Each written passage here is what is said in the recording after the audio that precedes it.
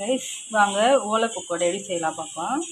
இதில் 1 கப்பு பச்சரிசி மாவு, 2 கப்பு கடலை மாவு போட்டுக்கலாம். தேவையான உப்பு போட்டுக்கலாம். பெருங்காயத்தூள் போட்டுக்கலாம். பட்டர் 1 ஸ்பூன் போட்டுக்கலாம். வெறும் மிளகாத்தூள் 1 ஸ்பூன் போட்டுக்கலாம். எல்லாத்தையும் நல்லா தட்டி முட்டிலாவது பிசைஞ்சிக்கலாம். பட்டரெல்லாம் சேர்த்து உப்பு எல்லாத்தையும் ஒன்றா சேர்த்து பிசைஞ்சிக்கலாம். சூடான எண்ணெய் கொஞ்சம் காய்ச்சி ஊற்றிக்கலாம்.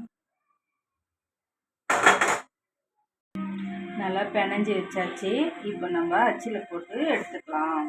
கடை காஞ்சிட்டு இருக்கு. இப்போ எண்ணெய் ஊற்றிக்கலாம். இந்த அச்சு தான், இது போட்டு நம்ம போட்டுக்கலாம். இது பாருங்க கைஸ், சூப்பராக வந்திருக்கு ஓலை பக்கோடா. இங்கே பாருங்க கைஸ், சூப்பராக வந்திருக்கு. நல்லா கிறிஸ்பியாகவும் இருக்குது. சாப்பிட்டு பாருங்கள், டேஸ்ட் பண்ணி பாருங்கள். லைக் பண்ணுங்கள், ஷேர் பண்ணுங்கள்.